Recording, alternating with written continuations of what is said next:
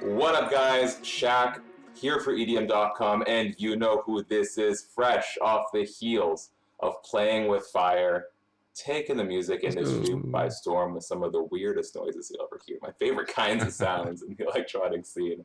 Eliminate, how's it going, boss? Good, man. How you doing? I'm doing well. I was reading through the press release for Playing with Fire, and you have described this quote: a song so hot you run the risk of physical injury just from listening to it. Eliminate, what's the most unusual injury you've suffered, and bonus points if it's music related? Oh gosh. Can I just make something up and then it'll just Yeah. yeah, okay. Or have you been injury free your whole life? No, I like many other daredevils of my type, prone to injury. I've broken two bones in my whole life. So one of them was my ankle, actually. I still have a Let's scar. go. Um, and then yeah, the other one was my collarbone. These are bad ones, bro. And yeah, okay, so two bones in like 30 years is actually not too bad, but I stubbed my toe so bad once that it split the bone down the middle, but I was too ashamed to tell people, so I made up a whole story about like being in a fight. yeah, yeah, yeah, that's okay. Did you make was it like you were in some like tragic kickboxing incident or something, or like you Exactly, had to exactly. And the roundhouse truth is, I someone, just tried to or you were like run up the saving a stairs too bus fast. full of children or something from like some like supervillain type guy, and you said stop that, and then you went in and just like I know I'm supposed to be a journalist, but never let the truth get in the way of a good story is a motto that I like to live by. take that. You know, I gotta teed it off the top. One of my favorite, like one of the things that really draws me to your music, and actually my wife as well. We're kind of going through the catalog this morning. Is like I have a short attention span by nature, so when someone can pull out all these like unique sounds and blend them so seamlessly into a song, like it really just kind of captures my attention. How would you sort of describe the feeling you get when a new sound or a new component to a song kind of hits your radar? Is it excitement? Is it curiosity? Like, what's your creative process like in that sense? Really, when I'm like writing a song, I don't have usually the most I'll have kind of pre-planned is just maybe like a rhythm or like an idea, and then as far as the actual sound design, that just comes after sitting in front of the computer for however many hours it takes to like just kind of keep messing. I do a lot of resampling, so I'll start with like a bass, noise idea, whatever, and kind of just run that through over and over again, kind of just manipulating the sound a bunch until it gets more and more weird. And eventually, if I land on something that I like, then I'll kind of just roll with that. But I don't really have like there's rarely ever a time where I'm like hearing these noises or any type of noise in my head and I try and recreate it, and more just like it kind of just happens. That To makes like sense. experimentation? Yeah, totally, man. Lots of Um, experimentation, yeah. I think one of the things that I see a lot of people sort of compliment you on, and what sort of draws them to your music, is sort of the scope of electronic music that you cover. Like you very much have not boxed yourself into one particular kind of sound. When it comes to Playing with Fire specifically, what was sort of the inspiration behind the song? Um, the song kind of so I wrote a completely different song with the same bass melody that you hear in the chorus. And I had a completely other like two other completely different drops written, and then I sent it to Fussy, who's my friend Veronica. She's a singer and songwriter, and her and this other guy Ryan Curtis had like a session with the instrumental that I sent them, and then so they did the lyrics and the songwriting and the vocals, and then when she sent me back like a vocal take, that kind of just every time I get like vocals for a song, it just opens up like a whole new window of ideas and inspiration. So I started um putting the vocals in the song, and then it wasn't very long before I was like, okay, I like this could be like so much more of a kind of energetic anthemic type track than what I had before. So I just kept the intro pretty much the same, and then did like this big feelsy guitar chorus section into like this big build up that I was trying to get like the kind of early 2000s rave vibe on the build with like the synths that I used in that. And then I just was like, okay, I'm just gonna make a you know, I don't know, like a I wasn't planning on making it a dubstep song. It was originally like this like flute trap type thing. I don't even know how to describe the earlier version, which maybe I'll post that one day for fun. But That's sick. yeah, so like the inspiration for the song on my end was just strictly production based. And then the lyrics were like great and the vocals were great. So I was just kind of took that and ran with it.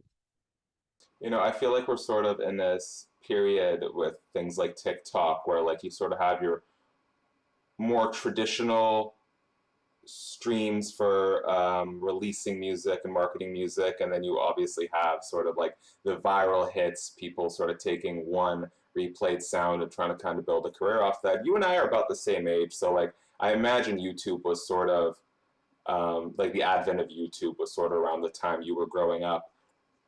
For you, as someone who is both a producer and a content creator, and that's something that you can stand on your own legs on either of them and combine them at times. In what ways do you think that TikTok has most benefited EDM as a genre, and in what ways is it maybe a little detrimental?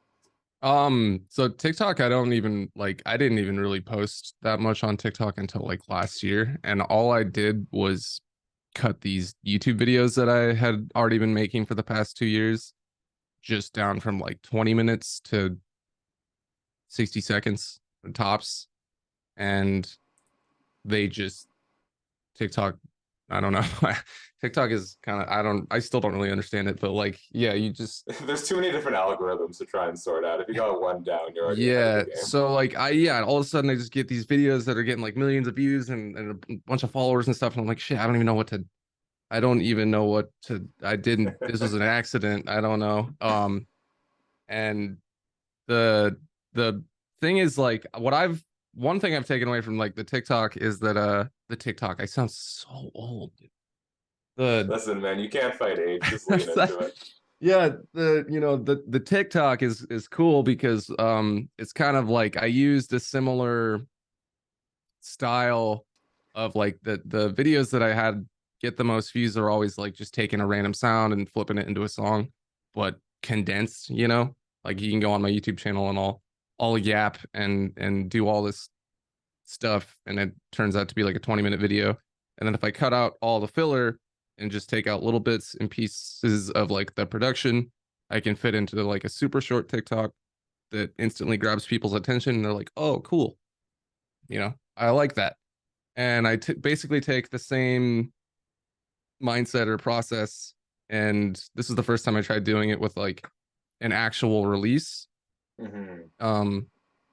And it's still like the formula kind of works. I just will like, it's just like no talking, just cut straight to the point, or just like, oh, doing some sound design, showing like how I made the the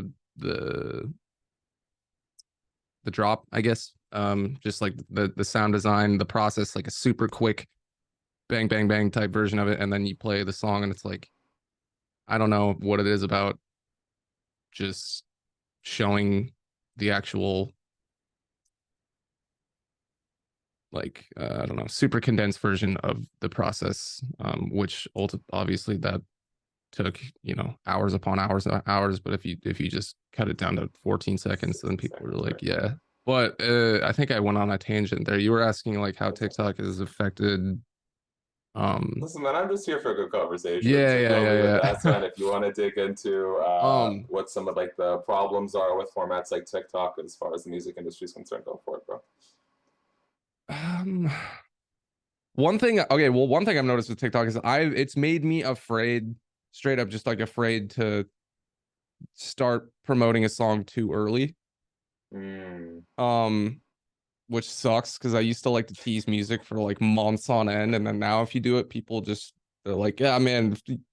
I feel like they get like upset if the song is not instantly on Spotify. You know, they want it Oh, I now. see what you're They want it saying. It's right like now. instant Yeah. gratification they So want. I like if I post, I try not to post any music I'm working on, which sucks because I want to, but at the same time, you never know with TikTok if you could post a song and out of nowhere, you know, it's gonna blow up on the algorithm, which is That's so like interesting. when that happens, you're like, oh shit, okay, now I gotta capitalize on it. But if the song's not ready to come out or the release isn't for like a long time, then you kind of just have to just be like, oh guys, well, you know, please hang on. Wait, don't come back, don't leave, because like all these random people are gonna stumble across your song and be like, oh, that's cool. Oh, it's not on Spotify. All right, well, but I don't know. That's also been successful for a lot of people that have like, you know, had No, music that's blow up. honestly super interesting. It's like Yeah. this whole entire extra element that you have to be prepared for when you're trying to do a music release cycle. I'm like, yeah, I'm like, I don't know. I might be kind of overthinking it, but like I'm a lot of times like don't even want to post about a song until it's locked and loaded and ready to release. In the off chance that uh, you know, I have another one of Well, those like just there was like a time there right when I started posting on the TikToks where like all these songs and these videos were getting were millions and millions of views, and I did not anticipate that at all. And also they were all songs that I made in 2 hours on like a Twitch stream and had zero intention of releasing one because I just didn't really want to because I didn't really I wasn't really too stoked on the songs. I didn't really want them like as an official release. And the other thing is that even if I wanted to, I couldn't because I used tons of sure. uncleared vocal samples and all this other stuff. So what I ended up doing was just making like a burner SoundCloud account and I posted them there and people can listen to them there. Oh, sick. I love that. Um but I yeah, I always like thought, man, if I could like get the same result with you know, actual stuff that I'm releasing, that could be dope. So as I'm now kind Well, of rolling back into releasing music because I haven't released that much this year, but moving forward, I'm gonna try and just see how it works. well, on the plus side, you can take those 20-minute YouTube videos, cut them into 60-second TikToks, and now you can re-upload the 60-second TikToks onto YouTube Shorts. So, yeah, dude, it's just um, the cycle. Yeah. I know it's yeah. Don't even get me started. Is your cat your biggest supporter or your worst critic? Oh, dude, worst critic for sure. He's always in here like just judging me. You know, he sits right here on this chair. Got his own chair. Yeah, you can't even see it. Is he here right now? No, no, he's probably You couldn't be bothered. yeah. Well, you got the rest of the gang here. Like you got the fake ones right here, but Hey, shut up. yeah. No, he's. Speaking, sorry. Oh, go ahead. Yeah, speaking of supporters, what went through your mind? I mean, now to be fair, I've seen the tweets, so maybe it's redundant. But what went through your mind the first time that you saw or heard Skrillex play one of your tracks? First time he ever played one was all the way back in 2017, and that was like the biggest moment for me ever. Just because like I feel like at that time it was like I hadn't had DJs playing my music at all, and then I dropped this song called Snakebite VIP, and that was the first time I had DJs like playing my stuff, and it wasn't just a few; it just ended up being like every DJ played that song for like a few months. It was just in every single set. So for me, that was crazy. It was like it started. I think the first time I saw it live was at a show here in LA. I saw some DJs play it, and then it kind of went from there. Where I was like going to a few festivals, and then I would see, you know, these bigger DJs playing it. I saw Excision play it at like the Palladium one time, and then it was like all that led up, and then to seeing like a blurry Instagram video of Skrillex playing it at like a pool party in Vegas or something. And and, you know, at the time you're like, "Oh, dude, yes, this is it. I made it." And then in a sense that's kind of true, but it's not like just like this, oh, Skrillex play my song and you just wake up and there's bags of money everywhere, you know, and you got like 17 cars and like huge mansion and like, you know, just tons of fame and success. So you didn't cancel your life insurance, is what you're telling me. I don't just, I don't even think I have life insurance now, dude, if I'm being honest. Health insurance is expensive, man. Um, But it did from then I started getting like the ability to start like playing, smaller shows and stuff because I hadn't really Mm. been DJing that much up until that point either. So I would say like yeah, around the time of that song was when I was able to start actually kind of having a career in music, like Well, paying. that's one of the things I love about electronic music is there's almost this sort of like co-signing and domino effect that happens where DJs start playing each other's song and that piques our audience's interest and they start searching. Whether it's Skrillex or anyone else, are there any sort of more veteran DJs you can kind of point to that have been sort of helpful when fielding questions from you or just giving advice, anything like that? Um, there's like, I mean, every bigger DJ that's like played my music or maybe shouted me out or something has helped for sure. Flux Pavilion was one of the first big DJs to play that song too, and then me and him actually made a song back in like 2018, which was like insane for me because one of the first artists I ever even listened to in kind of the dubstep field. Um, um, I mean, there's like countless people I could shout out as far as like coming up. One of the first DJs ever to like listen and believe in my music, which is like way back in the day, like 2014, was Reed Speed. Hey. Yeah, Play Me Records. I was like, that's like I feel like a lot of DJs got their start with DJs, producers, whatever, with Play Me. So yeah, she was like the first person to kind of this. I was still in college back then. Um, and then kind of just like from there going forward, I don't really have any type of like mentor if that was I don't really have like a yeah, I can't think of anyone that is like I'm spitting life advice back and forth with, but I mean there's like the gang, all the disciple guys that I So let me ask on that note, because I know we're on the tail end of this. I was just rewatching the music video for "Tear It Up," and I'm hoping I'm at least the second most interesting Shaq you've talked to. I know I'm not the first. Can you tell me how that music video came together? Because it was so sick, man. The animations were so dope. um the song kind of I'm trying to remember this because it was a while ago that the video happened. So I think the song was done and then the idea for an animated music video got floated and it was I think it was me, Rossi, and Rob, uh who was Rossi is they're the two guys working in Disciple. I think it was I don't remember whose idea. It might have been Rossi's idea to do like like a basketball game between all the Disciple artists and Shaq. Um and then as far as getting it animated, yeah, I think they pretty much took the reins on that. And then I think my only contribution was at the very end. I don't know, the very end where it's like I'm going in for the final dunk and just fall flat on the floor. Yeah, that was what I was like, okay, it's gotta have this big finisher. Well, let's just do that. But and then as far as like I'd have to look up I can't shout out the studio that did it because I can't remember. But um yeah, I don't know. We'll give them a mention once we figure it out. Yeah, it was cool. It was just like number one, it was like crazy to have a song with Shaq, and then two, just have like this dope little animated music video. I actually have a here, one sec. Please, I'd love to. I'd love to. I gotta grab I don't this. even know what it is, but I'm excited.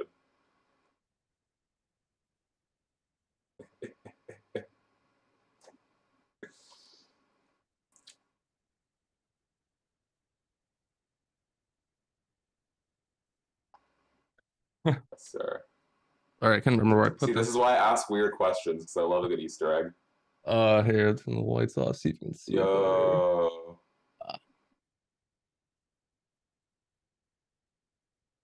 Dude, the lighting is making this No, no, impossible. that's okay. That's okay. I mean, you can always send a photo through later if you want to. We can put it up. That is so sick. Was Yeah. that hand drawn or was that like a screenshot? This is well, it's like every person in the video God, this isn't here. Maybe that's easier to see. Yeah. So yeah, it's like every person in the video from the, you know, got everyone in the back, and then Shaq, and then, but yeah, That is so sick. It's honestly been a very surprising 2023 with Shaq dropping an album, and it's been very fun having Uncle Shaq in the yeah, electronic space. yeah. It's a pretty crazy tangent, but it's dope. That's dope. All right. Well, Lemonade Man, it's been such a pleasure talking to you. Whether it's Playing with Fire, any of the songs you have coming up that you're afraid might leak onto TikTok a little too soon, I want to leave you with the last words. If there's anything you want to plug, promote, anyone you want to shout out, the fans, whatever, man, the floor is yours. Um, I mean, shout out you guys for you know covering the song, doing the interview. I have a lot of music on the way. So if you're interested in hearing it, you know, stick around. I'm gonna be posting about all that in the coming months. I just dropped a sample pack for the producer gang if you're interested in that. Other than that, yeah, I will I'll be on the internet, you know, hanging out until then. So Chilling with the cat. yeah, exactly.